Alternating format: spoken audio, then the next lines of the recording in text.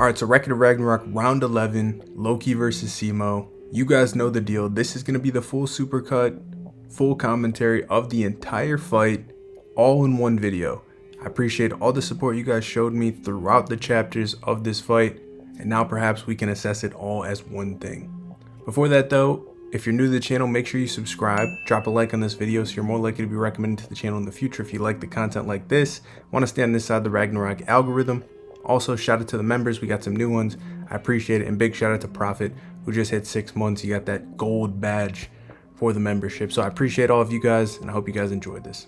First thing we see is Heimdall riding into the arena on this bird. He's dressed and outfitted in winter attire, and the arena looks very similar to what we normally see, but rest assured, the stage for this fight is anything but the status quo. Heimdall says, 5 victories for the gods, 5 victories for humanity, in advance and retreat, a seesaw game that puts humanity's survival at stake. There are no more than 3 rounds left.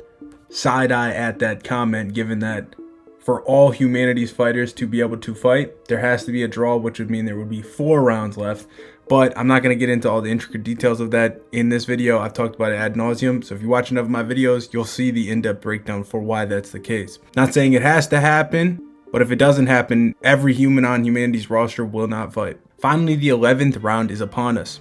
Are we on the brink of victory, or is it humanity's checkmate? To whom has been entrusted of saving humanity is this man, as we get this epic shot of Simo and his dog walking up, shadowy figure, silhouette in the damn snow. We got it, guys. We got the snowy forest map that I've been calling for in all my prediction videos. We got it. As Heimdall continues, the year is 1939, the Winter War. The Soviet army began its invasion of Finland, and at that moment, a single farmer calmly picked up his rifle and faced the invaders.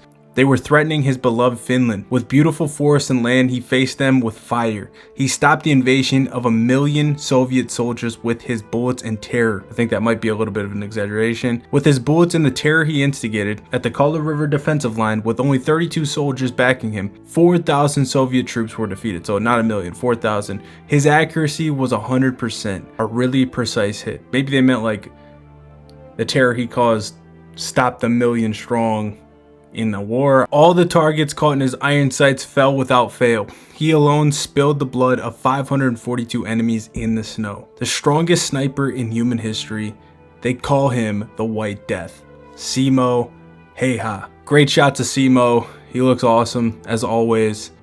And at this point, he's up on this perch, like this hill or mountain, and he puts his hand out and he says, wait. He tells his dog, I'll be back soon. Leaves him at the entrance to the battlefield, same way Cuchulainn did in Apocalypse of the Gods. So a lot of people were worried that the dog may die. You may rest easy now knowing that the dog did not go into the battlefield with him. I guess it's always possible he could enter like Lubu's Red Horse did, but I don't think that that's going to be the case. We'll see though. With that, Simo crosses the bridge as some of the gods in the crowd are saying, hey, what's this field? It's snowing. Where are we? Some soldiers are saying it looks familiar. That beautiful birch forest. Absolutely, that birch forest. This is our home. They're Finnish soldiers. It's the forest of Finland. We get this epic shot of the battlefield. It is truly epic, dude. I couldn't have asked for a better battlefield for this fight. The stage for round 11 will feature the first open air arena in Ragnarok history. So it's not actually in the arena. It's taking place around the arena. So it makes me question, like, was Simo just walking around the arena, walking around the battlefield before the actual fight began? Because, like, we saw some of these animals in last chapter with his Valkyrie looking for him. So I think he was potentially scoping out the landscape, which could be devious for what we're about to see, because it is the surrounding area around the arena. They're going to broadcast the fight with the animals. So the animals are animatronic robots, I guess, probably because they might get shots that they don't want to kill all these animals potentially, but that's how the people in the crowd are going to see the fight. They have birds, they have cameras, they have microphones in the wildlife, so that's how it's going to be broadcast. In the arena, it's a world apart, completely immune to any outside influence. Even the weather, which changes all the time, has been perfectly recreated with the power of the gods. What's more, the details of the fight will be captured by aerial vision cameras, and the sound will be transmitted in real time thanks to high precision microphones installed on the animals. On the stadium's huge multiple screens, all the action will be broadcast in the stadium. And the screens look cool. It even looks like they're like part of like a cabin or whatever. I just like the design of it. But all that's actually in the physical arena are these giant monitors for people to watch. Heimdall continues and says, by the way, the one who chose this battlefield was Simo. Oh wait, I'm mistaken. It wasn't him.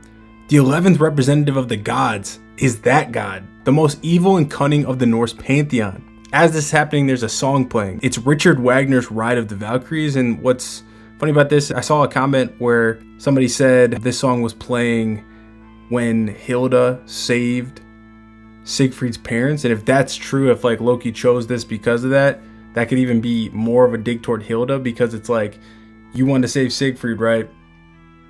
You're gonna see what I do because you choose Sigfried over me. That might just be a little thing that the author put in there, but I don't know, it's a pretty cool detail if true. The most evil and cunning though of the Norse pantheon, I don't know about that because that man Odin looks devious, but nevertheless, that's what's stated. He deceives the gods, he seduces them, he betrays them. What he wants is chaos. What he brings about is the destruction of the world itself. The enigmatic and versatile court jester finally takes off his veil and takes the stage to fight. We get this panel of Loki descending down to the landscape. We obviously know he can kind of float or fly, so this is cool. This might be the first person we're seeing that can actually fly. He takes off the veil in this really cool scene. We actually get a shot of Aphrodite and Shiva. We haven't seen Aphrodite in a while. Aphrodite says, oh, what a seductive dance. And Shiva's like, I don't like his dancing style. The trickster god, the most cunning and fearsome of the heavens, Loki, yells Heimdall. Most cunning and fearsome is big time hype, if true. We see Loki extend his arms to his side on the big screen as Brunhilde watches on and says, Master Loki. Some of the people in the crowd say, at last Master Loki has appeared. What a sinister aura he has. I wonder what fate awaits this human. We actually get a shot of Forseti, the guy that was in the crowd for Thor in round 1, and he says if Lord Loki fights, another calamity will surely befall him. Scary, really scary. We cut to Zeus, who's flanked by Ares and Hermes, where Ares says, what could Loki be up to? Choosing an arena where the enemy is strongest. So yes, if you didn't catch the drift already, Loki chose the arena, it was not Simo. Loki's just on that kind of timing, man. Knowing him, I don't think he'd do anything to harm himself, says Hermes. There must be some purpose behind this. Ares says, seriously, he's always been an eccentric god, and Zeus says yes. Loki's strength is truly something out of the ordinary. Ares says, out of the ordinary? And Zeus says, even if the enemy can surpass Loki in combat power, for some reason, he's always the one left standing in the end. Big time hype. And we get this picture of somebody Loki defeated. I'm not sure who that is. Let me know in the comments below who you think that is in the panel. Ares then says, now that you mention it, that may be true. If Thor is the supreme berserker of the Norse pantheon, then he is the faceless assassin Loki. Brunhilde then says Master Loki looks down a little bit and sweat draws on her face. By the way, the round is about to start. Where is Goal, she thinks to herself. Of course, we know Goal is down in Tartarus with Nostradamus, so we're going to have to get a moment where Goal returns, talks to Hilda about what happened, all of that. She might even miss this whole fight, especially given that's on the monitor, so maybe that will all take place after this round. We'll see. We get this far-reaching pan-out shot of the mountain landscape behind the forest, and we see that Simo is already perched on this mountain. He's on a log, and he is in between some trees as cover. He's ready to snipe. He's got his iron sight loaded up. Down the barrel, he sees and pinpoints Loki. Now I'm thinking, well, he could probably take the shot right now. I'm not even gonna lie to you. But he's got the sights on Loki, and Loki has this horn in his hand. He says, as he seemingly looks directly through Simo's heart from all this distance, does this make you feel nostalgic? Reminiscent of the hell you were in, isn't it? But there's no need to worry. It'll all be over soon. As we see, out of Loki's palms emerges this dark mist. So we've been talking about his palms are the key to his power. We saw chains come out, we saw the rose come out. What else is he going to be able to call forth from his palms? Now we see this dark mist coming out, and it seems that he's being enveloped in darkness. The crowd is totally confused. They're like, what's going on? Loki's being enveloped in darkness, black mist. What the hell? We get all this mist covering him, shrouding him, and these silhouettes emerge next to Loki. Meanwhile, Simo's unfazed, just looking down the barrel. We see this sandal on a foot. We see what looks to be Odin behind, and then we get this awesome panel of Hercules, Odin, and Thor all flanking Loki. This is insane. One of the craziest panels in this series so far. It's very reminiscent of when Loki had the 7 lucky gods flanking him, but this is a much more imposing force behind him. Now, of course, Hercules is dead. Thor and Odin are alive, but they're not physically there. It seems that he has conjured some kind of clone or copy of all these fighters. What I find super interesting is that Hercules is one of them. I think Odin and Thor make a lot of sense, but Hercules didn't seem like he had the closest relationship to him. Is this more of a shot at Hilda? Because she probably had the closest relationship to him amongst the guys that were defeated, as she cried very profoundly when he died, and she chose the worst possible matchup for him. Is using Hercules a little bit of an adding insult to injury thing, where he's like, you're gonna have to see this man that you betrayed effectively. When these figures appear, we get a shot of Hilda, who's stunned, Zeus, Ares, and Hermes, who are stunned. Zeus actually gets up from his seat, and my favorite reaction was actually Jack the Ripper, because if you remember in his round, he had grown to really like Hercules by the end of the fight, and he actually kind of felt bad after killing him. Jack said something along the lines of he wishes he could see Hercules once more and talk with him. So him seeing Hercules once more in this context has got to be a crazy bastardization. I can't wait to see his dialogue as the fight continues, especially because Loki's supposed to be a trickster, so there could be great dialogue from Jack. The crowd is stunned as they show this shot of all three figures. They're like, what's that? And Loki says, I'm sorry for you, but I still can't die.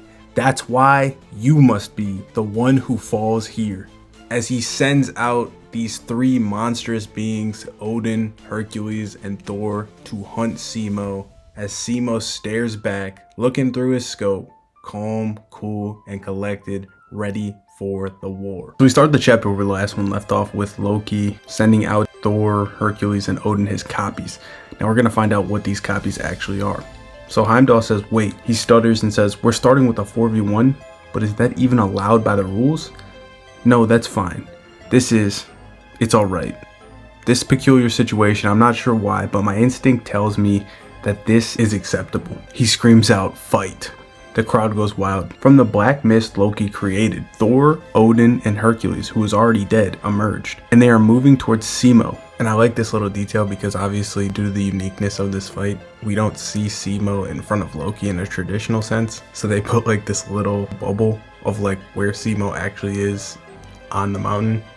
It's just funny. Shiva says, hey, are you for real? And Aphrodite says, are we really starting out like this? We then see the crowd on humanity's side say, what the hell's going on? Are those things illusions? And then the gods say, they are real? Question mark. Now that's definitely one of Loki's magic tricks, says one of the others. We see the three gods chase down Loki's position. They start slashing through trees. You see Thor wielding his hammer, Hercules wielding his club, and of course Odin trailing behind. Heimdall exclaims that they are charging forward, mowing down obstructive trees with overwhelming power. They are not illusions. They are not a trick.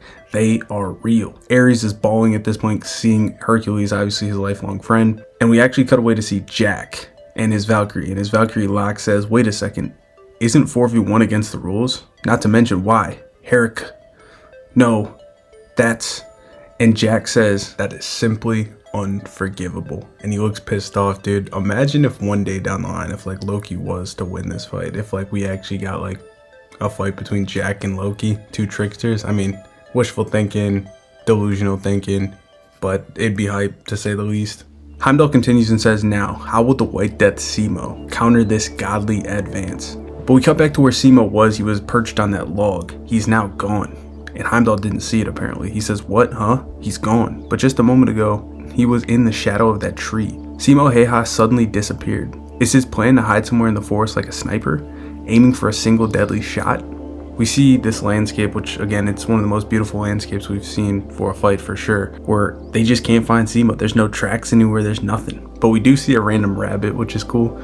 It's probably one of those animatronic things that we saw earlier last chapter. But Loki puts his hand over his head and says, as expected from the greatest sniper in human history. He's really good at hide and seek, am I right? I will never find him this way. It can't be helped. He takes this ring out of his pocket and he puts it on his finger. Let's just increase the numbers, then he says, and black mist envelops the town. Now a dark mist covers the entire village and Heimdall says he can't see anything. What the hell is Loki planning? We start to see that more clones and copies start to appear, but they're all clones and copies of the three original gods that he summoned. So Odin, Thor, and Hercules, even more of them. They're reappearing from the mist. Not only that, they've multiplied too, says Heimdall. 20. 50, 100, no, there's too many of them to even count, says Heimdall. They flood the village, and Loki just hovers in the sky. Looks like Loki can fly or float. We've kind of seen this already when he was talking with Hercules, so this is probably the first time we've actually seen one of the gods use a flight type of ability. It'll be interesting to see if he uses that in actual like hand-to-hand combat though. Loki looks really cool here, and he says, go forth and they all leave the village and head into the mountains to hunt Simo. The massive army of the three gods advance. As they move forward, they cover the land. We see Sasuke and Musashi watching this fight as they say, "What's going on? There's so many gods. Is this some kind of ninjutsu?" And Sasuke says, I don't understand the mechanism behind this completely, but at this rate, it's irrelevant where Simo hides. It's only a matter of time before he's found. We then see Loki once again summon that air horn. I question, like, is he going to keep doing this throughout the fight to be able to talk with Simo? And it turns out that that is the case. He screams out, "Sniper buddy, are you frightened yet? As you can see, I am also quite good at hide and seek, don't you agree? There's nowhere to run. I'll find you soon.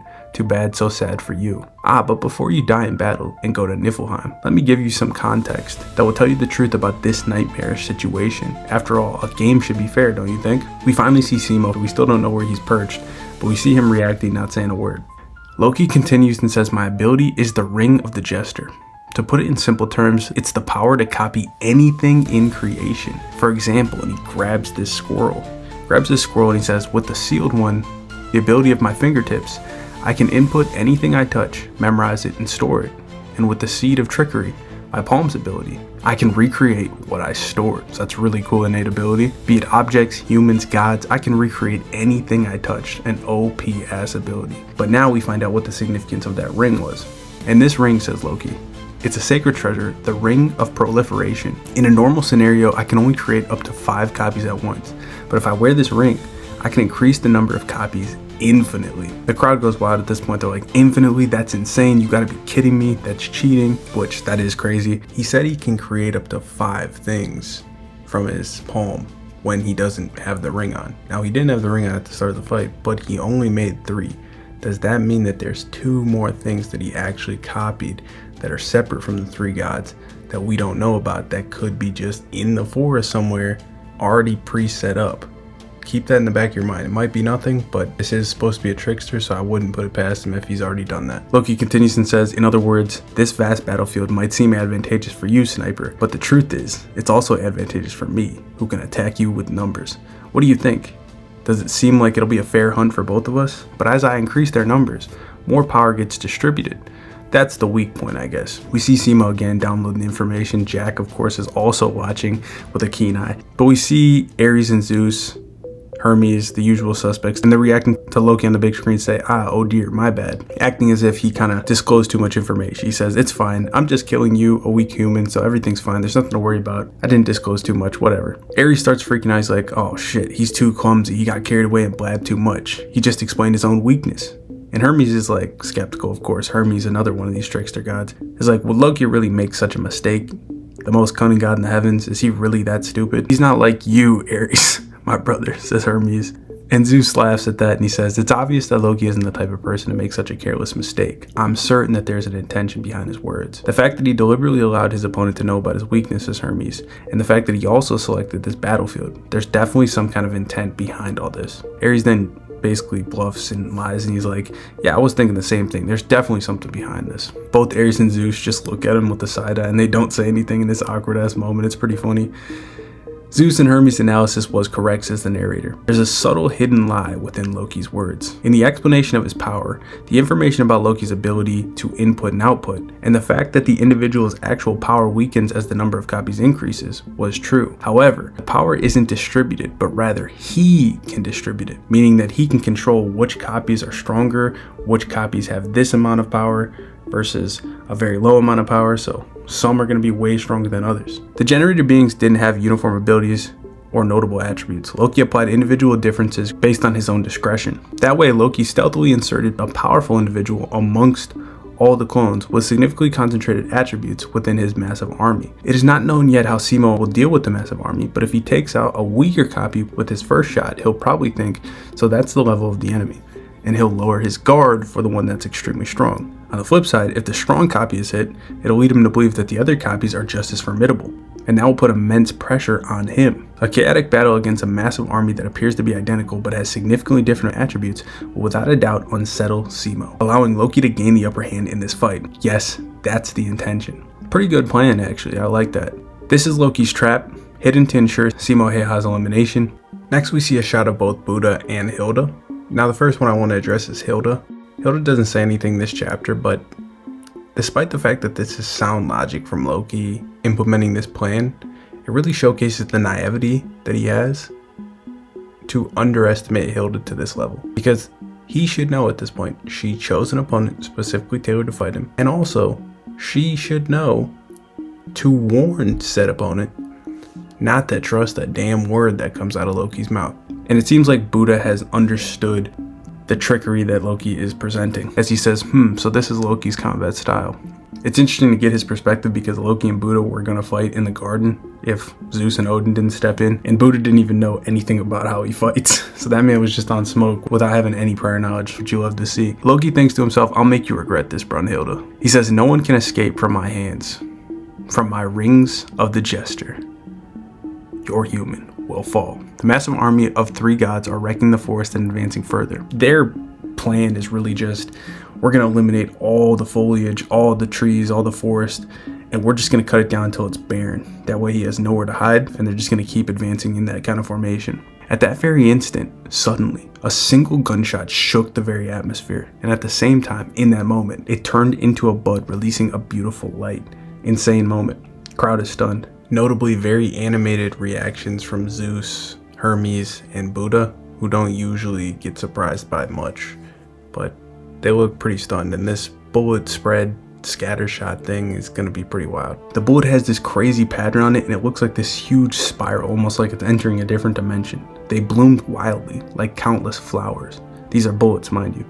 And they strike down a wave of all these different copies. Loki is stunned as he sees Thor's copy get taken down and multiple other copies get taken down. In fact, this single shot almost single-handedly wiped out Loki's entire army. There's only a few left. Loki can't believe it that even the reinforced copy, which was amongst the army, was taken down in the midst of this. All these copies get taken down, the bloody flowers of the gods, blooming wildly with a single gunshot. So one single gunshot took down this torrent of soldiers.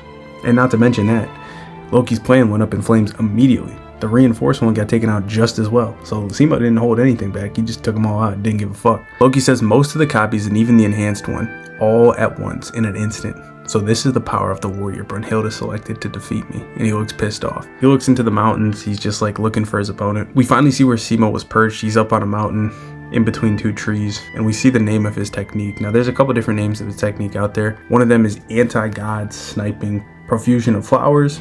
In another translation I put in my spoiler video was divine blooming of the myriad of chaotic flowers, which I like a lot better. So we'll see if there's any more clarification on that or if it's shot again. But when he takes this shot, and he looks cool and he does, you start to see blood coming from the inside of his mask leaking out. He says 1, Ixi. The strike of Simo Heha, the White Death, pierces the gods. So obviously we saw the scatter shot take down the majority of Loki's copies. We see the aftermath, the bodies in the snow. And we get this narration that says the battlefield is shrouded in snow and silence. The crowd is in complete shock as they usually are, and Heimdall is barely able to even get words out. He says one shot. The countless copies of the 3 gods were nearly all annihilated in a single blow. The audience just witnessed a miracle. A single bullet fired from Simo's beloved Mosin Nagant rifle, the initial velocity of 810 meters per second. It exceeded the speed of sound more than twice. The single bullet he shot split into countless pieces. It became a scatter shot and made the god's blood spurt into bloody flowers to blossom. Now we see that Loki is actually in the forest now, so we left the village. He's now trying to lay chase to Simo himself. Now he could just obviously make infinite copies. We know this, so him losing the copies really didn't matter. He can make the same amount again, so he could do that, but it looks like he's going with a different strategy at this point, because obviously he does not know what it took for Simo to unleash this shot, which we'll find out later. Loki thinks to himself, judging from the direction of the light and the sound of the gunshot and taking into account the scope of damage, he's most likely hiding around there, and he actually accurately pinpoints the location Simo was perched. But at this point, Simo's long gone. Obviously, a very smart sniper removed from his position. Heimdall talks about it over the loudspeaker and says, Simo has already vanished from his hiding spot. Even with this many cameras, we can't even keep up with him. The falling snow is erasing all his traces. So it's actually erasing his tracks. So I was confused a little bit if we could see tracks last chapter. I thought we couldn't, But then there was like a little bit of a weird panel, but it looks like it's confirmed that he's not leaving any tracks behind, which I like, because the snow is of course covering it up. Where did he disappear to, says Heimdall. The crowd is basically saying that this is just amazing. The strongest sniper in the history of humanity. That's the power of a sniper. With this, the number of enemies is irrelevant. It'll be a piece of cake. Way to go, Simo. Humanity is emboldened, man. We then cut to Jack the Ripper, and I really love this insight from him. He says, marvelous. Locke says, mass-produced fakes are all like that, aren't they? And Jack replies, absolutely. There's no comparison between those gods and the original, so they don't nearly have the same power level as the original. That should have been obvious. Nevertheless, even so, I'm a little concerned, says Jack. What are you talking about, says Locke. That was just one bullet that fragmented into a buckshot. That attack was terrifying, astonishing, and I never imagined something like that. So don't forget, yeah, Jack was completely flabbergasted, bro, when he saw this shot. Like, he's usually never that animated, but he was shocked, Zeus was shocked, Buddha was shocked. Locke says, is that so? By the way, what is the meaning of buckshot? Little Locke hates words she doesn't understand, don't you know? And Jack explains that a regular bullet is essentially a point. The attack is focused on a single point with high piercing power and a low range. In contrast, a buckshot is an area attack, scattering multiple small projectiles at once. It damages a wide area, but it lacks piercing power, and the range is short, therefore it's not good for sniping. However, none of those drawbacks that I just mentioned were apparent in the attack from a moment ago. The effective range, penetrating capability, and the accuracy of the shot are not normal for a buckshot. There's likely some kind of special power behind this. I wonder what kind of emotion is contained within that bullet. They always showed Jack's eye flickering. He's obviously trying to track people's emotions. They need to get Jack a bigger damn TV in this room, bro. It's crazy. At that point, Locke says special power. We then cut to Ares, Hermes, and Zeus, where Ares is saying, even if they are fakes, witnessing my godly pal Hercules being killed again is such a terrible feeling. And to make it worse, by a mere gun. There's no doubts that firearms produced by human civilization shouldn't be able to harm a god's body. But would the same apply to copies created by a divine power? Damn it, Hermes, what are your thoughts? And he shakes Hermes. Hermes says, well, I don't know either. Is it even possible to accomplish such a thing with Volund or share destiny? So Hermes doesn't know. And Zeus says, or perhaps you've prepared some other trick, my dear young Brunhilde. Cool panel of Zeus as he looks over across the arena to Hilda. It's reminiscent of like when he first was looking at her when the rosters were revealed and Volund was first introduced to us. But Hilda doesn't have like a sinister smile on her face and she's not looking back at Zeus, so it doesn't really seem like she planned this out. We then see somebody approaching Hilda and entering her room. Hilda looks back and says, Goal? But it's not Goal, it's Buddha. Buddha says, I'm not Goal, big sis. Still, is everything alright with Goal? Hilda says, Lord Buddha, no, it's nothing. Is there something you need? And Buddha says, I was watching the match and something caught my attention. That sniper boy. He's a terrifying fellow, wouldn't you agree? That shared destiny thing I taught you is a technique that allows a human's body and a Valkyrie's weapon, forged through Volund, to be more effective against the gods. So I have a whole video explaining what Volund is, but basically, yeah, they just share a soul. They effectively kind of make the humans like a demigod, so to speak. Buddha continues and says, so even if a Valkyrie becomes a gun through Volund, or even if they share their souls with a human through shared destiny, what would really work against the god is only the human's body or the gun itself. Unless you prepared special bullets for him, what he just fired is just normal bullets, or so it should be. So this is an interesting point, because people are like, well, how the hell would, a gun work, given that like the Volund should simply be the gun. Like the bullets shouldn't be able to pierce the gods, right? So this is a cool point. Buddha continues and says, isn't that right? What exactly are those bullets, Brun? And Hilda says, I have nothing to do with this. That's the price he pays. Buddha says, the price? And Hilda says, among all of humanity, no, even if we were to include every single god, I believe that Simo is the only one who can fire those bullets. What happened at that time, what he put in that bullet was, and it shows us an image of his kidney. You see, Simo sacrifices his organs to amplify the power of his shots. It's actually insane. We see that it's directly correlated and literally the power of his kidney like went into the bullet. This technique is called the Reaper's Contract, which is a really cool name. And we actually see his Valkyrie behind him. But again, Hilda said she had nothing to do with this. And with Buddha's comments, we can assume that this is not the Valkyrie's ability. This is simply just Simo's innate ability that he has come to possess. She's reinforcing him, but this isn't her special power. Hilda then says, that's right. He created that incredibly powerful bullet by using one of his organs as the price. Buddha can't believe this. He says an organ for a bullet. Nope, nope, nope, nope, nope. Isn't that way too painful? I mean, if the bullet is part of his body, it makes sense it works against gods. But why is he fighting like that? Such a thing goes so far beyond simply having a clear mind. I respect that guy. What kind of life did he live to become like that, I wonder? So I'm trying to make sense of this in my head, and I guess the way that this works is because the Volund and shared destiny is reinforcing his body, right?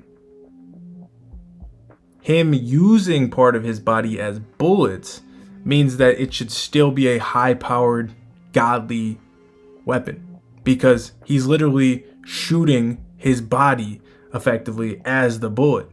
So that's why it makes sense. So I actually like this. It wraps things up nicely, especially when you note the fact that the Valkyrie is also taking damage. So she's taking damage because he sacrificed his own body, which she is basically merged with at this point. She has amplified his body. He's shooting part of his body out or sacrificing part of his body for the shot. She is taking damage in turn. So it highlights how much conviction both of them have in this moment, because not only has he sacrificed himself, he's sacrificing his Valkyrie's life as well. So she trusts in him fully. And Buddha respecting him, it's pretty high praise. Hilda gives her thoughts and says Simo became a war hero by killing innumerable enemies. However, even though he was fighting to protect his fatherland, the act of shooting people for him was an unbearable pain. He does not like killing. Somebody commented, some people ain't killers by choice. Shit was cold. Therefore, this power of his was created.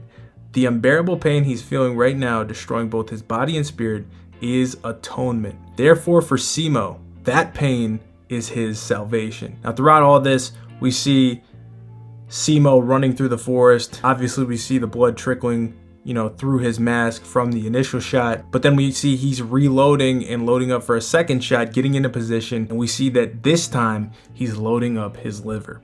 He bleeds again, more blood is coming out of the mask, and then he gets up into position to fire this shot. This makes it crystal clear, like this man can go down the line of all his most prized organs, and it might lead to him having to shoot his heart to finish Loki.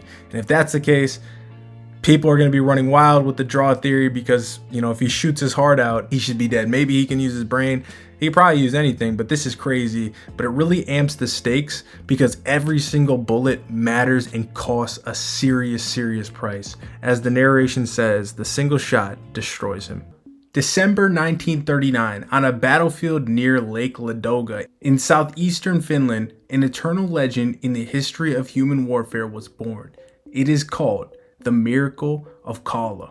Tragedy and legend engraved in history. The one who brought about said miracle was just a single sniper. Now, as this is stated, we see this montage of beautiful scenery, but of soldiers marching, triggers being pulled, and Simo lurking in the damn forest, in the trees, hunting people down as he says the word 137.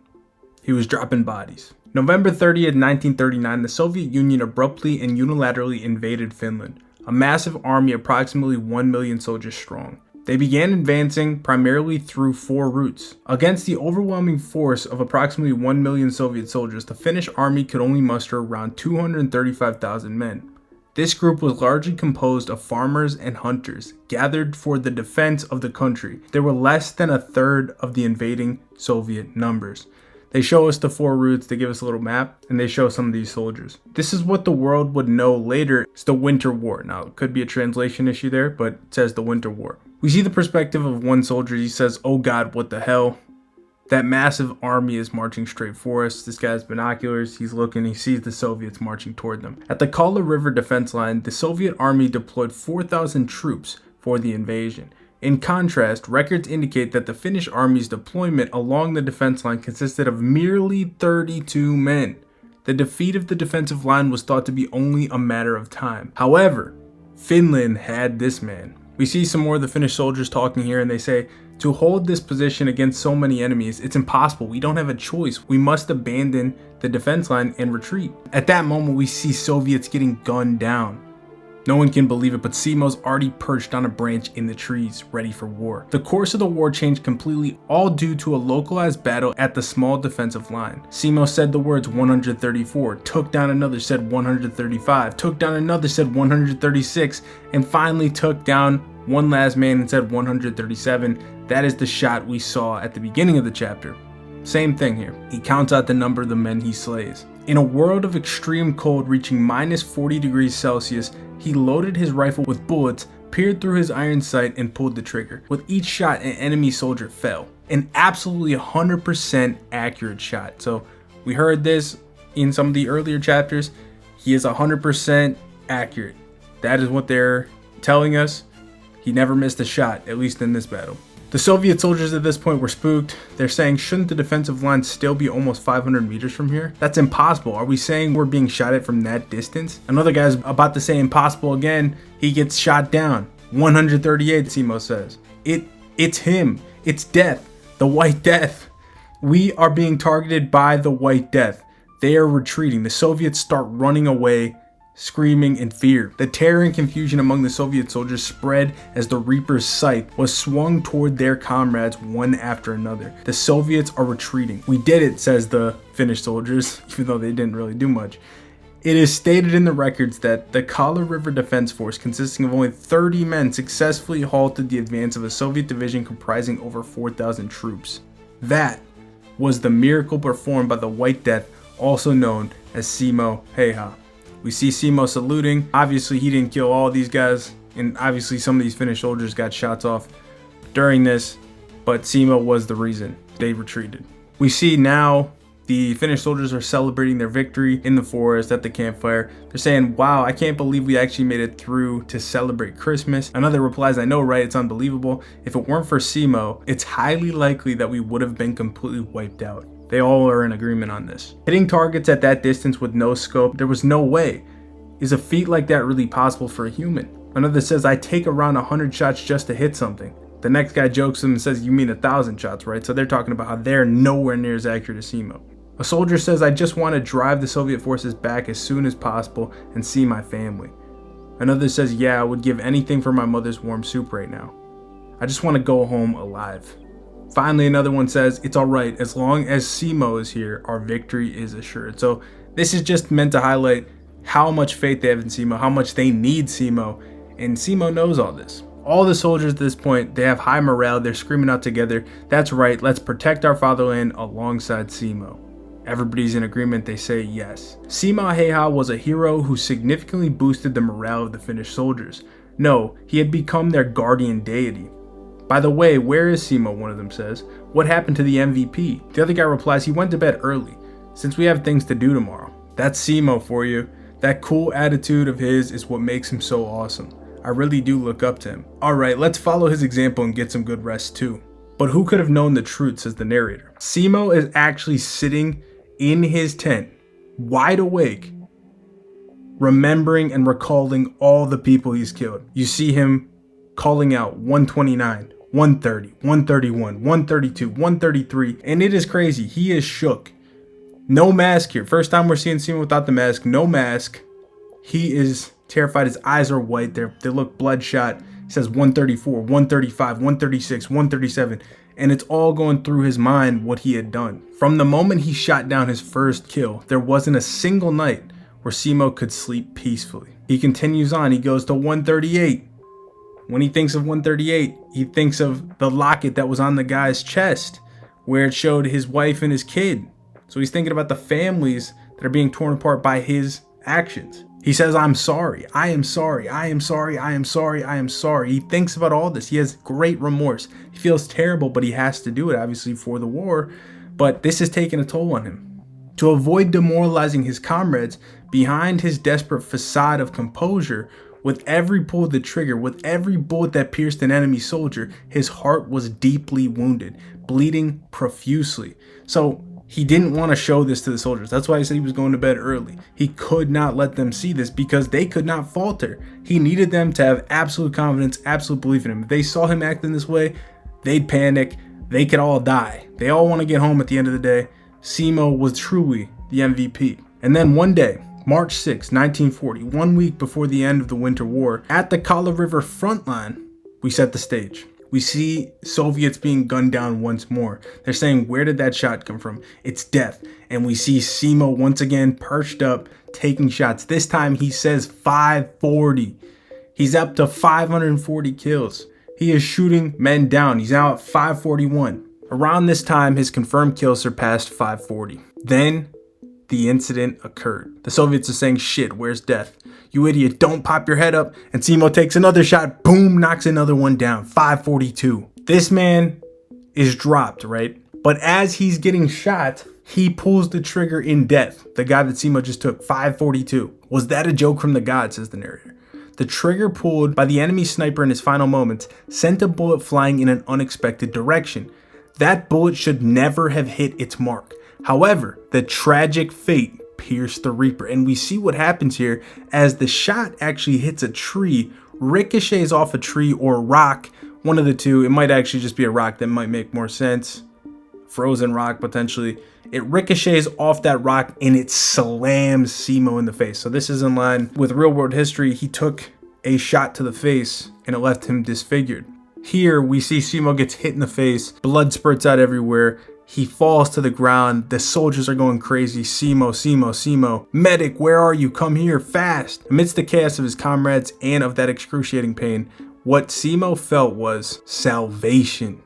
He thought to himself, this isn't enough. I don't expect to be forgiven for this alone. But even so, I feel just a little saved, right? So he almost felt like he deserved to be shot.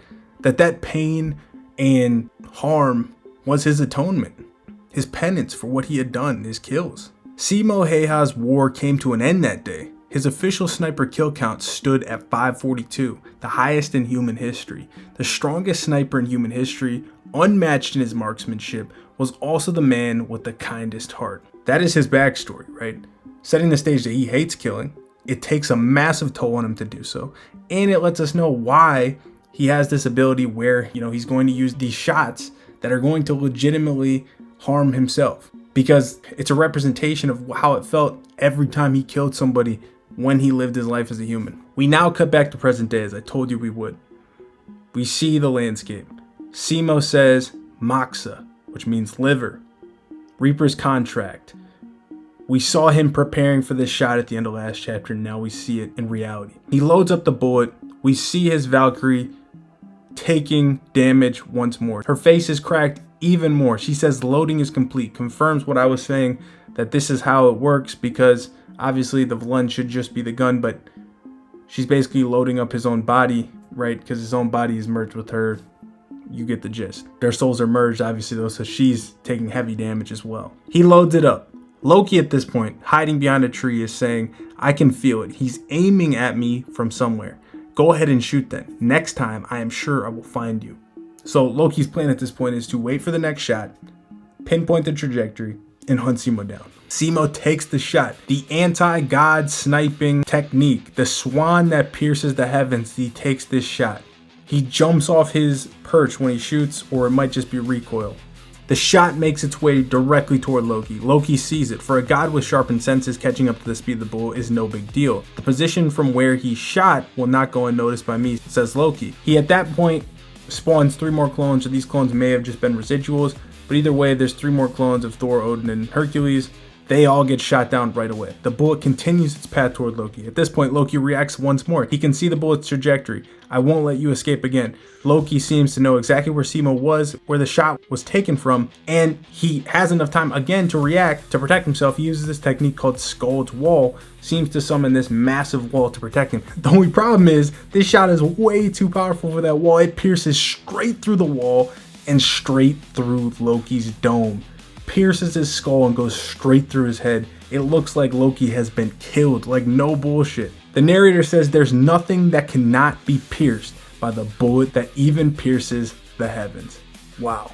As Simo says too, that is the chapter. How did this god become the most terrifying trickster in the world of the gods? Of course, this is talking about Loki, and we basically see these 3 murals of Loki. There's a little sentence at the top of the page that says, the story of a certain jester's fate. Was it due to his sly personality, or was it due to his shape-shifting ability? Now, when it says shape-shifting ability, it shows Loki shape-shifting into a wolf and into a woman potentially. It might even imply that it goes from a woman to Loki to the wolf, which would be interesting in and of itself, but we've never seen Loki turn into a woman thus far. So maybe that'll be a plot point at a later date. Narration says, no, no, no. It was because of love. We then see this great shot of Valhalla, the Garden of the Gods, with this huge tree and this vast forest. We see these Norse women, or just girls, I guess. We don't know what they specifically are, but they're all chilling in this garden. There's some kids over there. And we see Loki start walking through. From the very beginning, that individual's existence has always been of a different nature. Now, all these women end up kneeling before Loki in this row that basically clears a path for him. They kneel to him on either sides of the path. Despite inheriting the blood of the frost giants, the Jotuns, enemies of gods, he was a god whose power rivaled that of chief gods like Odin and Thor. Interesting translation here, calling Thor a chief god. We've never had that revelation before, but that's an insane statement for Loki nonetheless. His power rivals Thor and Odin. That's pretty immense hype. We then get a clear shot of what Loki looked like at this time. He's got tattoos on his arms and stomach, and he has a completely different design from what we're used to. More of a punk rock type of look. I actually think it's kind of a cool design. One thing that's interesting to note is that like all the people that I was talking about that were chilling in the garden, as soon as they even recognized that Loki's walking through, they immediately all stopped what they were doing and ran over to kneel before him. We then see some of these women talk about him and they say such an ominous aura, and another one quickly says, "Be quiet, don't say careless things like that. If you upset him, he'll extinguish you. Are you unaware of the tale of the giant who was slain when his heart was set ablaze by Lord Loki? That man shows no mercy even to his own kin." So everybody was terrified of this man. Loki didn't really pay any attention or mind to the people kneeling to him. He just continued on with his walk. And for the first time, something does seem to grab his attention. He starts looking over to the side. Now what we end up seeing is the Valkyrie sisters having a picnic in this garden. They have all this fruit. They're running around. They're playing a game where they're basically throwing fruit at each other. Now in this image, we don't see all the Valkyries. Obviously, the author doesn't want to show us the Valkyries that haven't been revealed yet. But we do see the likes of Thrud, Rist, Gondel, Ragnleaf, Rangris, and of course Hilda, and Locke, who have main focus in this encounter. Locke ends up saying, "Come on guys, that's cheating. You are all too childish for being my big sisters." We see that Locke's been pelted with fruit, and Rist says, "You are the one who started this dumb fight." And Thrud says, "And of all people, you choose to pick a fight with us." Rangris then says, "You think our dear Locke will be okay?" And Ragnleaf says, "I will just ignore that." Gondel then says, "It's the usual thing after all, right?" And Loki's just observing this. He continues walking. He didn't stop, but he seems intrigued by the Valkyrie sisters. We then see Locke says, "If that's the case, I'm going all in now." And she slams one of these fruits into Hilda's face. She says, "Gotcha." She starts laughing. "Big sis, your face is all messed up." And Hilda says, "Way to go, Locke. If that's how it is, I will use this." And Hilda walked over and grabbed this big ass watermelon. Now, like, they're throwing smushy fruit that's gonna splatter. This watermelon's gonna hurt if it hits. And they call Hilda the eldest Valkyrie. She's the first Valkyrie sister. The sisters immediately like, "Whoa, take it easy, man. Like, that's way too big for this game." And Hilda does not care at all. She just whips the watermelon into their general direction. Now, the sisters dodge out of the way of the watermelon, but the watermelon keeps on going and it ends up slamming into an unsuspecting Loki. Now, what we end up finding out is that Loki actually ends up catching the watermelon in his mouth with his sharp teeth. It's a comedic panel, but he catches this watermelon. The sisters are immediately like, "Oh shit, we messed up." He chomps down in the watermelon, and Hilda, understanding she messed up, dives to the ground in subservience to kneel to Loki and says, "My deepest apologies, Lord Loki. I beg, please forgive me." And all the other Valkyrie sisters follow suit and kneel before Loki. Loki doesn't say anything. He just like bites down on the watermelon. His face all puffs up, and he basically just eats the whole thing, and then he spits out these seeds. No words are spoken here. Valkyries don't say anything, but Hilda just continues watching Loki as he does this and spits out the seeds. And she can't help but laugh at the face that he made and then him spitting out the seeds, and basically thinks it's super funny because he was almost taking himself so seriously as he was doing something that looked so laughable. And Rangri says, "Hold on, sister, what are you doing?" Hilda says, "I'm sorry, but just now, Lord Loki was munching like a squirrel and his face was so serious." And then he spat the seeds, making a sound, and she starts wheezing. She starts laughing uncontrollably. Now Loki doesn't seem too amused by this. He's actually confused, probably just appalled that somebody would laugh in his face when he's given all this reverence otherwise. He starts to say "what," but he doesn't get the words completely out as it's drowned out by Hilda just laughing even louder and louder. Thrud then says to Locke, tell me this is a lie. Sister Hilda, she's laughing her butt off. And Locke says, it's over. Hilda just continues laughing and says, that's so funny, Lord Loki. You are truly an amusing person. And then we see this shot of her face and she is smiling very wide. Almost looks like she's blushing here. And as soon as Loki sees this, his whole demeanor changes from like the usual scowl to like he's melting. Love at the sight of that smile. Rangri says, Sister Hilda, what are you doing? What you did to Lord Loki? And Hilda's like, oh, she's like noticing that she's actually laughing. Loki here actually seems to get pretty mad and he just starts storming off. Now, it's clear that he just doesn't understand like what's happening. Like, why did he just feel the way he felt? Probably hasn't felt that way before. And as he's stomping off, Hilda's trying to apologize. She's like, Lord Loki, I'm truly sorry. I wasn't trying to hit you. And he says, it's okay, no big deal. Now the other Valkyries are confused, kind of. They're like, wow, we thought that was kind of gonna go differently. But Loki starts sprinting. He ends up running to the edge of the land. He jumps off the land and almost in like a skipping manner, he raises his arms to his side and he's thinking of that smile. He says, what is this? What is this? What is this feeling? That smile. Clear blushing on his face, and now he is smiling. Since then, Loki changed. He who was dreaded and shunned began to play pranks, and this was the birth of the Loki that we know of with his current design. He basically changed his whole flow for Hilda. We see Forseti being the victim of one of Loki's pranks. He says, Lord Loki, could you please tell me what you're up to? He tries chasing after Loki, and Loki says, don't get angry. You're the god of peace, aren't you? He mocks him, and then he does this very conveniently in front of Hilda. Hilda ends up looking over to him and smiling, which gets a grin from Loki as he got what he wanted. He wants to see her smile. There's going to be a constant theme of him doing pranks in front of Hilda because he wants to see that smile again. The current me is a furious four-eyed god, says Forseti as he continues to chase after him. And regardless of the time or who the target was, the narrator says Loki continued to play his pranks. And one of the pranks he pulled was on Ares. This was actually during what looks to be a serious meeting between Zeus and Odin. But he shaves Ares' head bald as Ares screams out, look, you piece of shit, stop right there, you bastard. You see he's got the clippers in his hand. He says, my bad, this meeting with the uncles is just so boring. So he didn't even care to disrespect the sanctity of the meeting between Zeus and Odin. Odin and Zeus don't really seem to care. They're kind of just sitting there quietly. As the narrator says, through his craftiness, he carried out every kind of mischief, thus becoming the god of mischief. And we see that Hilda again was watching this encounter and laughs in response to what Loki did. He became a trickster, and it was all for the sake of only one desire, love. Hilda wanted to make her smile.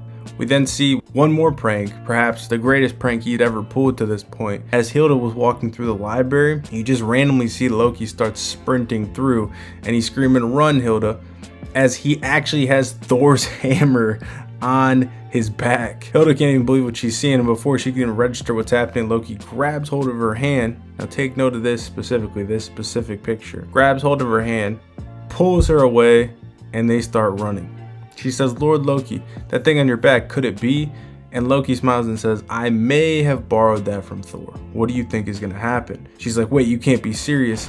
He's coming, and you see Thor start walking towards them, lightning flickering everywhere. He is serious as hell as he is exuding a ton of lightning from his body. And Loki says, all right, let's escape, Hilda. They run up the staircase. They're running away from the lightning being thrown at them. The entire room that they were in is illuminated with light. Lightning flies through the building, and they jump out in this epic panel as they escape Thor's wrath. Now, it is interesting to note, it's pretty damn impressive that he's holding Thor's hammer in such a casual manner, and he's running with all that weight on his back, as it's supposed to be very heavy. This also shows us that he did in fact make physical contact with Hilda. So he just opts to have a doll in his room instead of making a real clone for whatever purpose, who knows. We then cut to them in this wide field. They're just both laying right next to each other, and Loki's laughing. He's like, that was such a close call. Thor seemed pretty upset. I wonder how I should say sorry. And Hilda's catching her breath. She's like, good grief, stealing Mjolnir, something Lord Thor values more than life itself. Don't you think you've gone too far with the games? Really? And Loki's a little bit confused. He's like, oh, sorry. You know, maybe he thinks he's messed up here, like this went a little too far. You know, she was actually scared. And she's like, for real? I don't think I've ever felt so scared in my entire life. Loki's kind of sad at this point, but then the smile does come out. She starts laughing. She can't believe Loki had just done something that crazy. Loki sees it and says, ah, there it is. This smile, I want to keep watching Hilda smile forever. However, that wish was not fulfilled. We cut to this scene now. It looks as if Loki was going to profess his love to Hilda finally, as he was bringing her flowers. He walks over to her, but this time he's greeted with a sight he never imagined. Hilda was with another man. This man, of course, being Sigfried, her lover. He drops some of his flowers. He observes in the distance. He says, this is the first time I've seen Hilda smile like that. A different smile than he'd ever seen before. And also, they put emphasis on the hands of Sigfried and Hilda, and they're holding hands. But this is a gentle, tender handhold where Hilda is holding Sigfried's hand, different from obviously him grabbing her hand, you know, forcefully running away. It does look like they're getting married here. I speculated this in my spoiler video. It does seem to be confirmed in this chapter a little bit later. It does look a little bit weird how like they don't notice him, but I guess that kind of like speaks to like how in love they are. They're just so focused on each other. Loki then crumples up the flowers even more. He says, what the hell, what the hell, what the hell? Who the hell is that guy? I need to do something. And he chomps down on his own fingernail. During this time, we see Sigfried smiling, and now we cut to Fafnir the dragon being slayed by Sigfried, or so we are led to believe that it is Sigfried, but it actually is Loki. This is what Loki decided to do. He took Sigfried's appearance, shapeshifted into him, and killed Odin's beloved creature, and he made sure to do it at a time where there were going to be witnesses. These attendants in the castle come in to feed Fafnir at this specific time. They say, Lord Fafnir, it's time for your meal. They bring him in his food and they see Sigfried standing over the body. They scream out, someone please help. And Loki chuckles and says, that's good. Once that guy is gone, that smile will belong to me alone. And he reverts back to Loki after the attendants flee. Pretty interesting because obviously, you know, slaying the dragon Fafnir is pretty integral to Sigfried's lore. So it's a little bit interesting that they decided to switch it to Loki, but it all makes sense here. It ties back into everything. At this point, we see Hilda and Sigfried entering the castle, and they're actually thinking that this is going to be something of a summons of congratulations. They say it's hard to believe that Lord Odin would invite us to a marriage greeting. That's the confirmation I'm talking about. Yeah, it seems he knew about us all along. Let's vow to be happy together, just the two of us. They then walk in, and as they open the doors to Odin's throne room, they're immediately apprehended by all these guards. There's even these giant guards with Odin sitting on his throne, and Loki is standing right there. This is, says Hilda, Lord Odin, what's the meaning of this? And Odin's birds at that point say, His Majesty is present. Such insolence. Restrain yourself, Brunhilde. Loki then walks up and says, Hilda, that's such a shame. She's confused. She's like, Lord Loki. And Loki says, that man, Sigfried, he's been charged with the crime of slaying Odin's beloved dragon, Fafnir. Sigfried can't believe this. He says, me and Lord Odin's beloved dragon? Hilda says, no, Lord Odin, what you called us for was supposed to be a marriage greeting. The birds speak again. Odin doesn't even say anything. Birds speak, did you really think Odin would summon you for something so trivial? That was merely a pretext to lure that man out so he wouldn't be able to run away. Hilda's completely shocked at this moment. One of the attendants that was feeding Fafnir says, I saw him. I saw Lord Sigfried killing him. And Sigfried's like, what? Odin then says, if you have anything to say for yourself, say it now. Why did you slay the guardian dragon of my castle? What are your intentions? Sigfried says, that's not true. It wasn't me. There must be some kind of mistake. That's right. Sig would never do such a thing, says Hilda. Here, very important scene, we see Loki start to smirk, and it looks as if Hilda sees this. Odin now gets up from his throne and says, how disgraceful, Sigfried. You, a mere half-human, half-god. My, have you grown arrogant from being praised as a hero. And now you have conceived some nefarious scheme against me? You understand the consequences of opposing a god.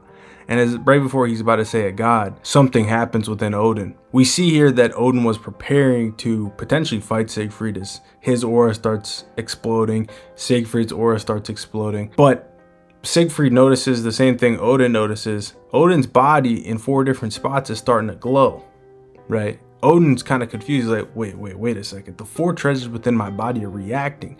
It can't be. Are you saying that Sigfried is the vessel? Everybody in the room's confused. Loki looks confused, like, oh shit, uncle, what's going on? Odin just keeps repeating the same line over and over. A rarity, such a rarity, such a rarity, such a rarity, such a rarity. You are a rare gem, Sigfried. And a smile across his face, devious smile. Your actions have been judged as hostility towards all the gods in the heavens. By the authority vested in me as a chief god, I hereby order your immediate and permanent confinement in Tartarus, the abyss. Cool panel. The guard sees Sigfried. Hilda screams, no way. Loki looks a bit shocked, and Odin says, take him away. Sigfried is now chained up, screaming, I didn't do anything. Hilda, she screams, Sig. She falls to her knees, near inconsolable, crying, and we see Loki standing behind her, but he's not even looking at her. He's more so pondering like what really transpired here. He says, I didn't expect him to be confined forever. If they'd figured out I was the culprit, things could have gotten pretty bad. Oh well, whatever. So he's not even really concerned with how detrimental what he did was to Hilda. He's more concerned with, well, what happens if somebody finds out it was him? And damn, I didn't expect the punishment to be so harsh. A trick born from love, a twisted love, says the narration. We then see Loki walking through the castle later. Looks like he's in like the courtyard. And so with this, that obstacle is finally gone. He's now skipping. Extremely happy. He thinks he's solved all his problems. This will bring happiness beyond his imagination, or so he thought. He now enters the fountain area. Hilda is sitting there. Now this mirrors the exact place where they met in the chapter she asked him to fight in this round. She's sitting there, very somber, and she's holding a picture of her and Sig. Loki walks up and says, Hilda. He's got a smile on his face. Listen to this, it's hilarious. Remember how I cut Ares' hair the other day? Well, this time I dyed just the back of that guy's head green while he was sleeping. So Ares stays getting terrorized. But as he says this, there's no acknowledgement from Hilda. Seriously, it's gotten so incredibly funny. Come on, let's go see it. You'll definitely laugh your head off. And Hilda just gets up and walks away from him without even saying a word. Loki's like, huh? Like, what is she doing? Oh, well, hey, is this about Sig? By the way, I have free access to Tartarus. Should I bring a gift or letter? She's holding the picture. She's starting to look back, and then you get this sinister glare from Hilda back at him, and she finally speaks to him and says, no, thank you. Loki immediately is like, what is this shit? Brunhilde's once innocent and cheerful smile had vanished like morning dew. Why are you making a face like that? I just wanted your... All I wanted was your smile. You see like all the flashbacks of him seeing the smile. We now see him back in his room. He's writing into his journal or whatever the case. And they say despite that, Loki didn't give up. His eyes look crazy here. He's writing intently. I ran into Hilda in the hallway today. I tried showing her again how I could stuff my mouth with watermelon. She didn't smile. I thought maybe she was just tired of watermelon. So today I tried eating her favorite pie all at once, and yet Hilda didn't laugh again today. He's become obsessed at this point. He believed that her smile would return someday, but it never did. So not only did Loki change for Hilda, but Hilda in kind was changed by Loki. Her whole demeanor was changed by what Loki did, and it set on the course of Ragnarok, which is actually pretty funny because like Loki is instrumental in Ragnarok actually coming in the midst. So it's fitting. We then see this montage of all the events leading up to Ragnarok. We see Loki's reaction to when Hilda decided that she was going to go through with Ragnarok. Are you chickening out? She says to Odin. Hilda finally betrayed Uncle, he thinks to himself.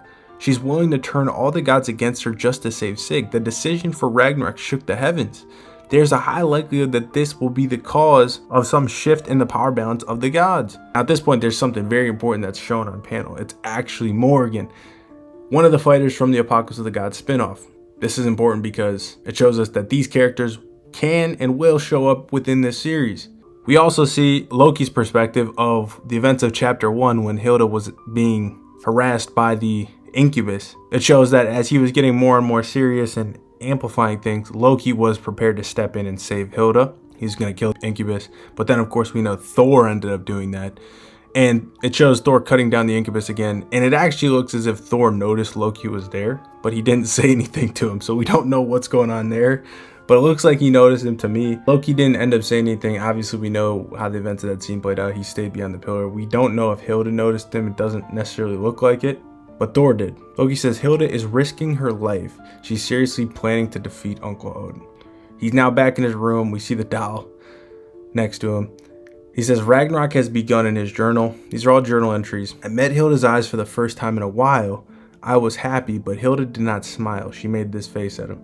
I need to bring Hilda's smile back as fast as I can. We now see another perspective of him and Hercules with their talk before the events of round 4. And Hercules says, I'm always on the side of the righteous. Loki says, righteous, you say? Just because it's right, just because you've been a good boy and waited, it doesn't mean you'll get what you want. Isn't that right, Hercules? And Hercules looks at him and is like, Loki, if that's what you truly believe, then why is your expression so miserable? Basically, Hercules was saying like, Loki doesn't really believe what he's saying, and Hercules just didn't waver. Loki then journals about this. He says, he's wrong, he's wrong, he's wrong. The reason I'm sad is because Hilda no longer smiles at me. It has nothing to do with him. The reason I'm sad is because that smile won't come back. The person who loves Hilda more than anyone else in the world is me. It's me. I don't care anymore. I'll murder them. I'll murder them all. Now it's interesting because it's like, if he truly loved her, he wouldn't have wanted to hurt her in that way.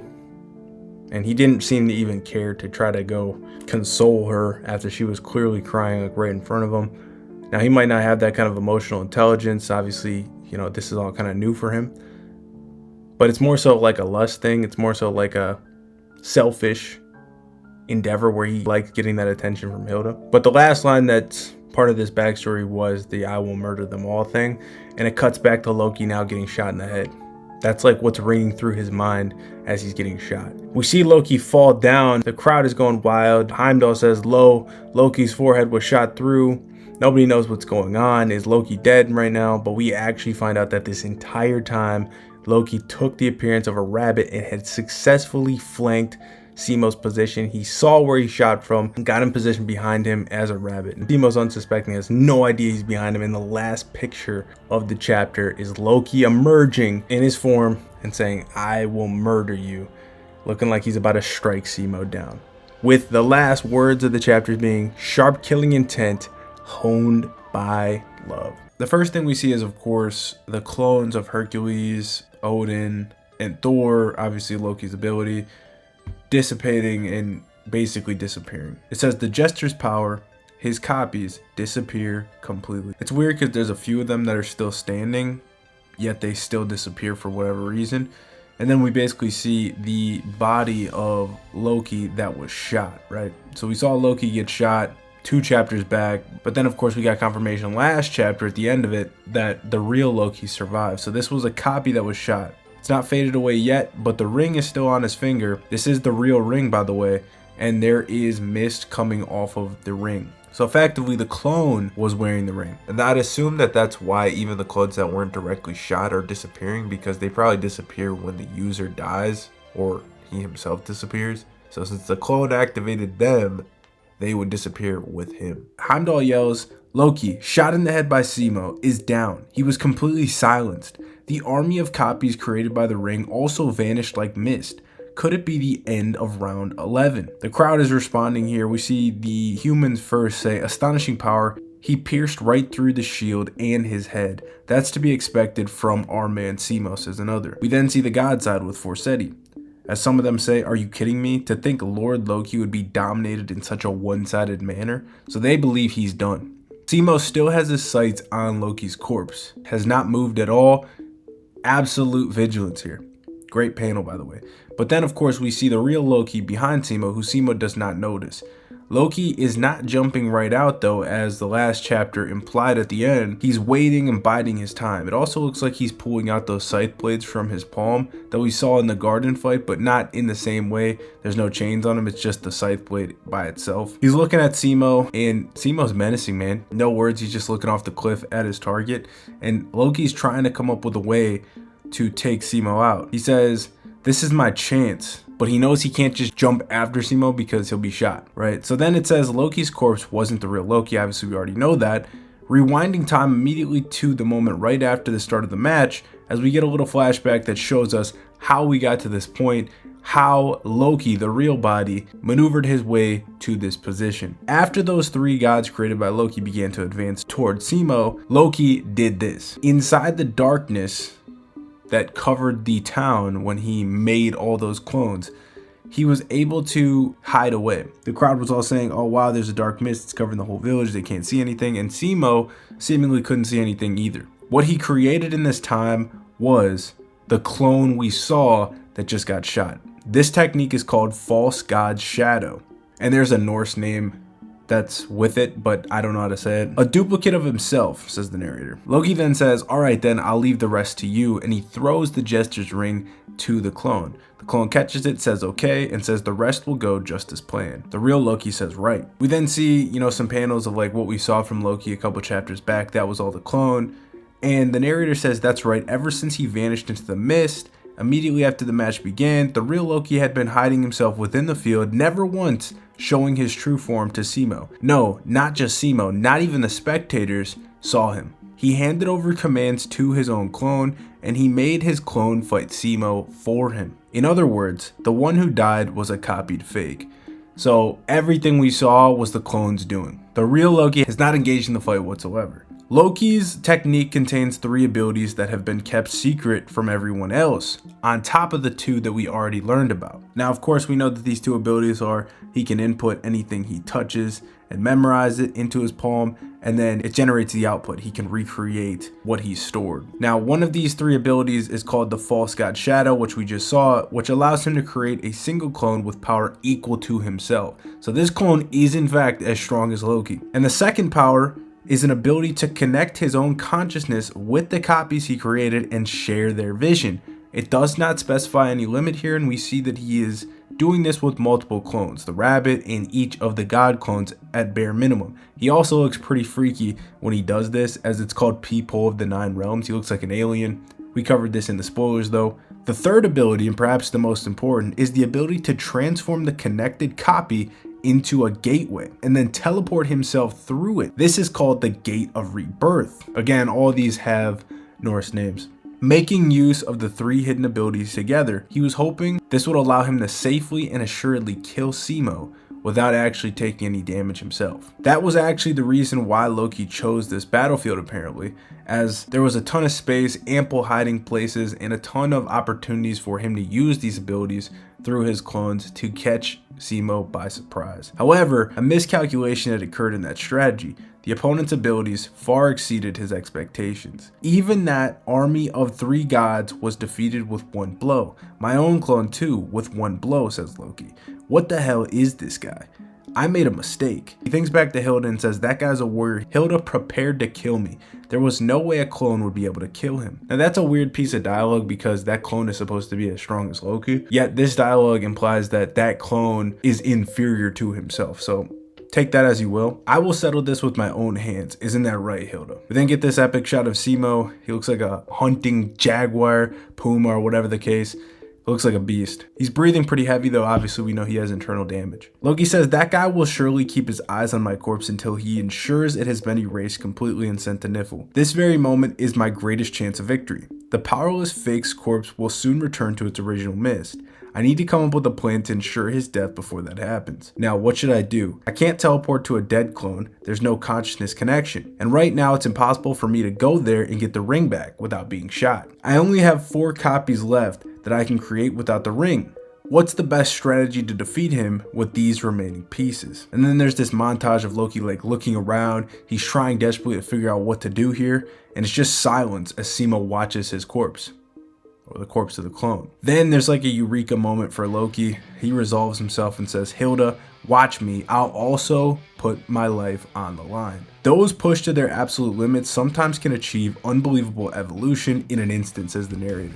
This moment we see all this mist envelop Loki and he starts to summon his last 4 remaining clones. This quote that I just mentioned applies to both humans and gods. And then the greatest trap of heaven's strongest trickster is activated. We then see Hercules emerge from what looks to be the position Loki was just at. He walks up to where Simo's position was. He walks up behind Simo out in the open. Simo immediately reacts, turns around, and the Hercules clone starts rushing towards Simo, goes to try to attack, but he doesn't get far. Heimdall starts talking. He's like, what? Hercules has appeared again. Loki is still alive. The crowd's like, but why? What's the meaning of this? Hilda and Buddha are both shocked. And Buddha says, oh boy. Like I said, Simo immediately turns around. He says the word perno, which means spleen. The narrator says from the instant he noticed the enemy, Simo was able to load, aim, and fire. And it all took no more than 0.5 seconds. He immediately shoots, and the narrator says the Godspeed bullet pierced right through the target's heart with precision. It shoots right through the Hercules clone. This was called the anti-god sniping technique, breath of the spirits. Obviously, this is shot number 3. As Simo says, the number 3. The clone falls down immediately as it was instantly taken out, and at that very instant, 2 other clones emerge behind Simo now. So Simo had completely turned around, so these other 2 clones have somehow flanked him, got back to where Simo has to turn around again. They appeared from behind the defenseless sniper. There's a Loki clone and there's a Thor clone. This is actually a pretty epic panel of the 2 of them. There's lightning coming off Mjolnir. Ares is hyped. Brunhilde is shocked. She can't even say the word what. And the crowd is saying, Lord Loki. Lord Loki, it's Loki who's supposed to be dead, says Heimdall. At last, that ominous blade has entered the range to reach Simo. Now, it's unclear if these 2 clones went and retrieved the ring. I can't actually tell if Loki got the ring again, at least this clone version. But I don't know if they were close enough to the other clone. We'll obviously have to see. That hasn't been explained just yet. So as these 2 clones rush towards Simo, Simo of course is forced to turn around again, and we see the Hercules clone is not yet dead. It actually says, right, that's right, the one who will kill you will be me, and it's transforming back into Loki. So it appears that the real Loki either implanted himself within a clone with the exterior of Hercules, or potentially he teleported into this clone at the last minute through the gateway. Not many people expected the end to be this soon, but alas, we are here. We started the chapter off with Jack the Ripper, and he's gonna tell us a tale. The narration at the beginning says, the gentleman calmly begins his tale. The title of the chapter is 7.49. Jack sips his tea and says it truly was a devilish plot. For that Sir Loki to be using a clone from the very beginning, I dare say that even I hadn't noticed it at all. You say? Even I couldn't tell with these eyes of mine? He chuckles a little bit and says, had it been only a copy in appearance only, then my eyes would have never been deceived. But that clone was created with his Vedrung technique. That was a copy that contained even the color of the original. So obviously the copy that is his full copy has his full capabilities and abilities. It still had the same color. But it's interesting that Jack didn't pick up on, Loki within that tree, still having a weird color coming off that tree at the very least. But I guess he wouldn't be looking for it. He was also surprised by the Hercules clone, all that shit, pissed off by it. What a terrifying technique, he says. Even I was helpless against it. However, what truly shook my heart to its core was what happened after. Schemes stacked upon schemes, and the intersecting of love and resolve. Even as I think back on it now, my hairs stand on end. Yes, those 7.49 seconds became the stuff of legends. That's why it's called 7.49. The final interaction between Loki and Simo happens within 7.49 seconds. Perhaps that exact interweaving of humanity and God is the highest form of art. So we get to see the stage set, obviously. We have the 2 Loki clones we saw at the end of last chapter behind Simo. We have the Hercules clone that Loki's inside, fading away and revealing his real body. Then we have this bird in the sky. I want to give a shout out to this guy that put this in the comments. This guy thought that Loki had a clone within this bird. That ends up being true. We'll get to it in a second. We see the 2 clones rushing down Simo, but Simo is not turning around for those 2 clones. He keeps the Hercules clone within his sights. We now cut to Loki, who's thinking to himself, you bought it, so much for being death. Only you could have hit the vitals so accurately. Only because it's you will my trick come to completion. The trick Loki had devised to kill Simo was as follows. After his Vedrung was killed and everybody was certain that Loki was dead, Loki's first move was to clad himself within the body of a Hercules copy. He then launched an attack. However, with a surprise attack, a sniper like Simo would certainly still pierce his vitals in one shot without any delay. However, whether it was the heart or the brain, Loki's vitals were not in the same place as Hercules. So they are indeed going down the route of, well, Loki is smaller than Hercules, so his vitals are in a different spot. It is a little bit weird, but, I think a lot of people expected this explanation. Loki also knew that if the bullet was off by even millimeters, it would spell death for him. This trick was only possible because of the faith Loki had in Simo's skills. So a little recap there, just basically shows us how it all went down. But that's not all. There was yet another fake. At the same time Loki created Hercules' body for himself, he released his haze underground to be on call in a place where Simo couldn't detect them.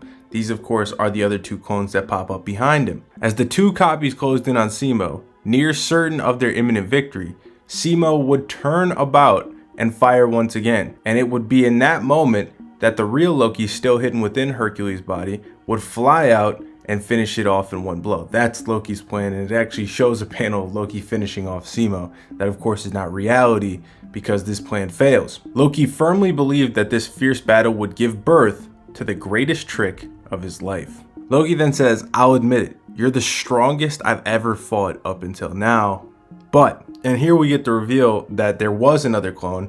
It was the bird. So again, shout out to that guy, but we did all figure that he had at least one more clone up his sleeve. Now he's using his secondary ability here to be able to see through the bird's eyes. So he has like a clear picture of the whole thing. He has the aerial view of what's happening. So he knows exactly when Simo's gonna turn around. This is a pretty nice detail actually. He says, "Now you're mine. I won't be the one to die here. It's you. Now turn around. Turn around." Simo starts reloading, but he does not turn around. As I said, he continues to stare down Loki. Loki says, what the, why is he still aiming at me? Ares from the crowd says, "That damn human, he's gonna shoot Hercules' corpse once again. Didn't he notice that Loki's behind him?" And Hermes stays silent. Loki's thinking to himself, did he notice it? Did he notice that I'm the real one? How could he tell in this situation? What did I miss? Simo says Haima, which translates to pancreas, Reaper's vow, and prepares to finish off Loki. Now sacrifices pancreas here. He says the words, "I will never mistake the pain of taking a life." I like that quote. He's getting ready to pull the trigger, and Loki's desperate at this point. He's like, shit, I gotta come up with a plan here. And he's like, this monster. So the bird starts swooping down at Simo, and at the last second, Loki teleports into the bird. This may have been the best option from the start, but he teleports into the bird, and now he's gonna try to attack Simo from the air. As he did this, he said, of course, "Simo's a monster, but I can go even further." This is really cool. Everybody in the crowd is looking up at Loki in awe, and I like this detail a lot. This is the first time we actually see the full iteration of the weapon we saw Loki use in the garden, the scythe blade with the chain, so it gets him extra range. It comes out of his palm, and he screams the word "die" as he launches the chained scythe blade down at Simo from the air. Simo, though, recognizes this, turns around abruptly. We really don't get to see how he pinpoints this, but it may just simply because Loki screamed "die," which is stupid, because obviously you don't want to like draw attention to yourself when you're trying to sneak attack. But regardless, Simo turned, shot right through the scythe blade, or right next to it, and the name of this technique with this pancreas is Afterglow of the Heavens. Shoots right by it, and it goes straight through Loki's skull, pierces his skull. At this moment, Loki thinks to himself, "Hilda, that time you smiled at me, and every time since then, I really was so happy. Thank you. I have always wanted to tell you, Hilda, that I love you." Now throughout this period, it was panning back and forth between Hilda and Loki, and it was showing a Hilda that didn't seem all too happy about what was going on. She seemed to be very on edge, and also, depending on how you interpret it, struggling with what she's watching. Of course, you see the shot piercing Loki's head. You see him basically just accepting his fate when he saw that Simo turned. And a small detail that I do like to an extent is the fact that the scythe blade does reach Simo. It does damage him, so it's not as if Loki didn't get one hit on Simo. He at least got this one scratch on him. And it looks like it may have taken his ear, but it definitely slices his face a bit. I think that the shot might have knocked it off course if you believe that it hit it. But regardless, Loki lost focus in the moment or whatever the case, or maybe, as he's getting shot, it just moved the trajectory of it. But for whatever reason, the scythe blade only clips Simo, and we get this epic shot of Loki being flatlined. Shot goes, like I said, straight through his brain, straight through his head. One shot, one kill, finishes off Loki.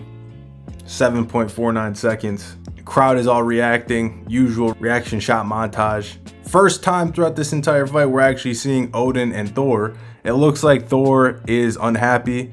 Odin doesn't even look like he's bothered in the slightest. We then see the scythe blade hitting Simo, basically, got rid of his hood and hat. So we can see his hair now, still has his mask on. He takes a knee, the wind is whistling behind him, cool shots. The narrator says, on that day, Simo, the greatest sniper in all of human history, had his kill count renew.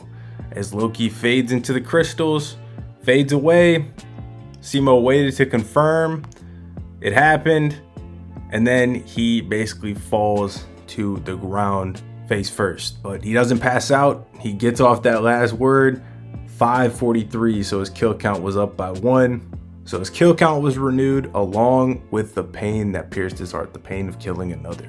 Heimdall screams out Ragnarok round 11. The winner is humanity's greatest sniper, Simo Heya. And he stuttered when he said the word Ragnarok because obviously he's probably shaking a little bit as well. He's a Norse god. While he makes this proclamation, we actually see that Hilda was watching on and a tear does stream down her face. As the clown fades away, the hearts of everyone watching are in disarray. Ragnarok round 11, Loki versus Simo, match duration 8 minutes and 43 seconds, deciding technique, sniping against the gods, Ukon Vasara, winner Simo